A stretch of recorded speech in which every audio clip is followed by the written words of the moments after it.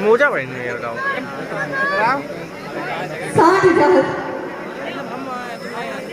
60,000 कीमत लगाई है उन अंग्रेजों ने हमारी इस अनमोल झांसी की। वो चाहते हैं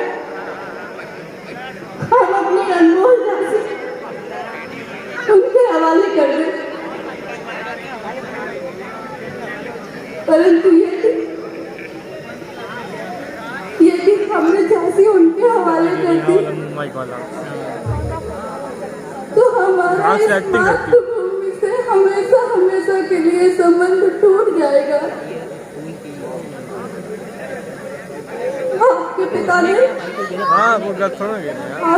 ने जो झांसी के लिए स्वप्न देखे हैं वो मिट्टी में मिल जाएंगे। 3 साल पहले और यदि हम युद्ध के मैदान में उनका सामना करते हैं छोड़े हुए 2 साल हो गए हैं भाई, तो आपकी रक्षा कौन करेगा? एसडीएम में तो गुनाह होने लगे। कैसी विडंबना है ये, हमें नहीं पता सही क्या है।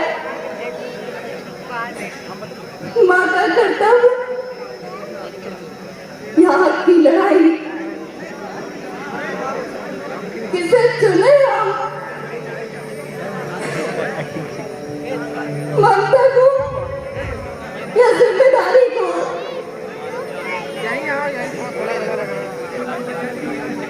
हमें नहीं पता हम क्या करें। हमको लग रहा है ये क्या वो है क्या, वो है क्या?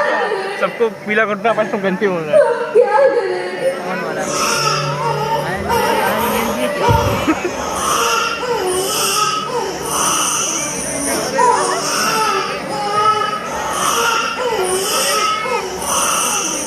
नमो आ गया क्या?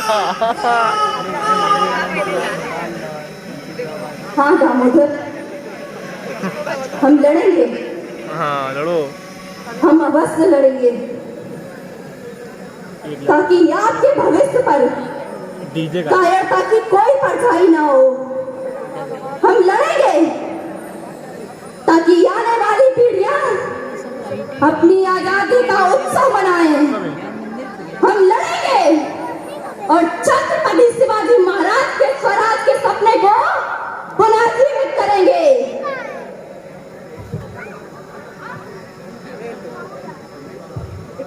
हम अंतिम श्वास तक लड़ेंगे, अपने प्राणों की आहुति दे देंगे, परंतु आप पर कुछ नहीं होने देंगे।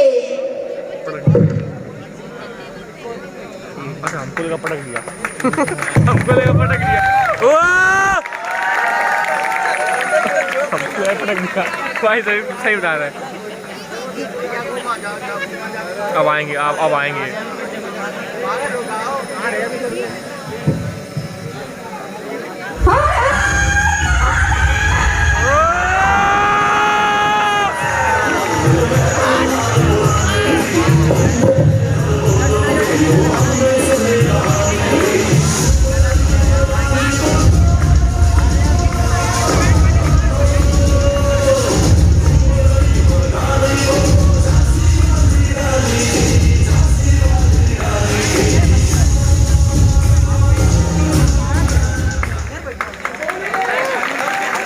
भारत माता की बोलिए, हर हर महादेव।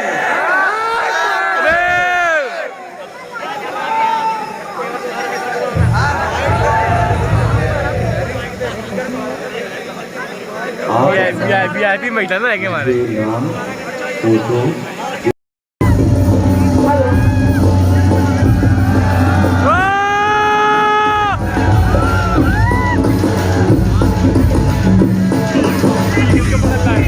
ये किसको पकड़ना है?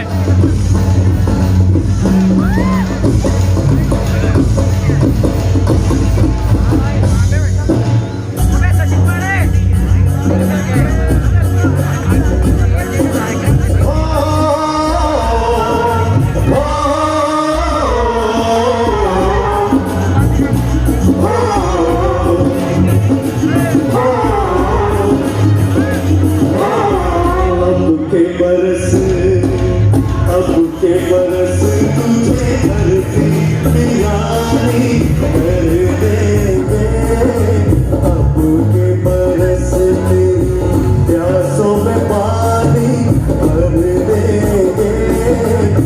अब के बरस तेरी चूनर को धानी कर देंगे। अब के बरस ये दुनिया ये जिंदगानी कर देंगे। अब के बरस तुझे धरती की रानी कर देंगे। अब के बरस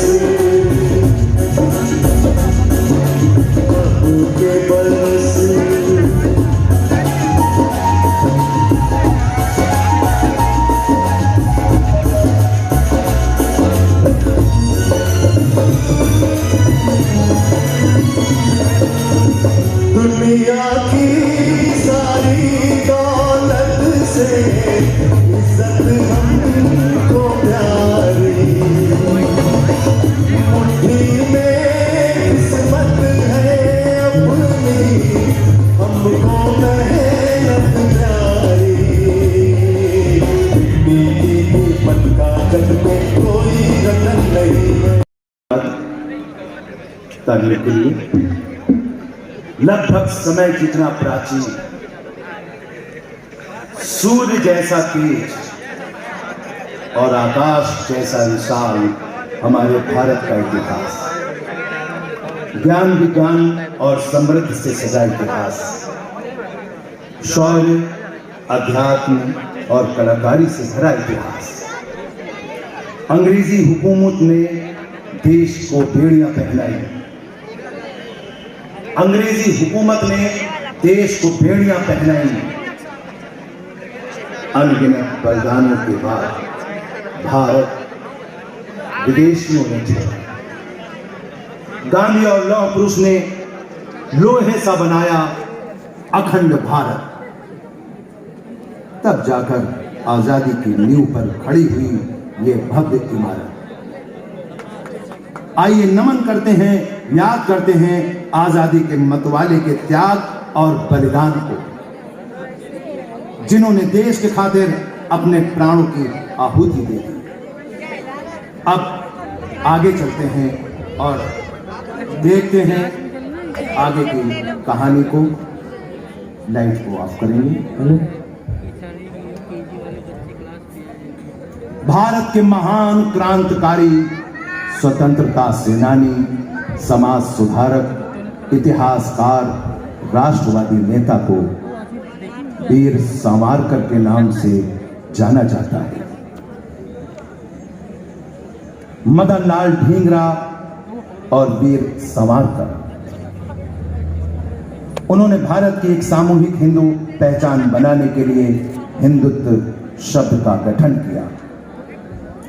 सावरकर ने हम सभी ये प्रण ले कि जब तक अपनी भारत माँ को इन अत्याचारियों के चंगुल से आजाद न करा ले, तब तक हम चैन से नहीं बैठेंगे और इन अंग्रेजों को ईंट का जवाब पत्थर से देंगे। हाँ, जरूर देंगे। सावरकर, मुझे तुम एक बात बताओ, कोई भी व्यक्ति, तुम हमारे साथ चलो, हम तुम्हारे साथ चलेंगे। तुम हमारे साथ चलो, हम तुम्हारे साथ चलेंगे। छोड़ दोगे तुम साथ हमारा तो हम अकेले चलेंगे, पर हिंदुस्तान के टुकड़े नहीं होने देंगे टुकड़े हिंदुस्तान के। हाँ, जरूर साथ चलेंगे। वंदे मातरम, वंदे मातरम।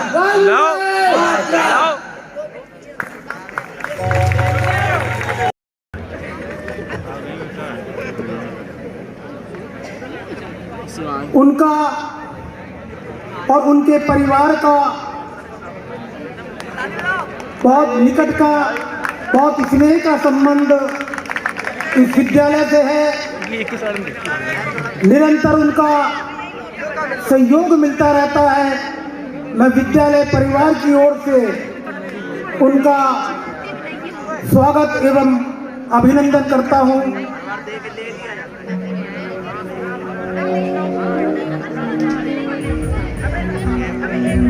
स्वागत कर रहे हैं श्रीमान अजीत अग्रवाल साहब। हाँ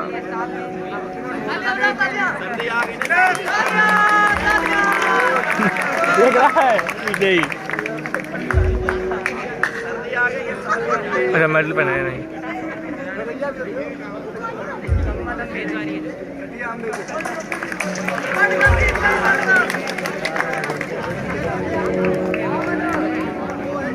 देख रहा था। साथ ही साथ मैं मंच पर मैडम नीलमा कटियार जी से मैं निवेदन करना चाहूँगा कि प्लीज़ आकर 2 शब्द आज का कार्यक्रम से संबंधित और जो भी आपके देश राष्ट्र के लिए जो विचार हो, माइक वहीं पे दो।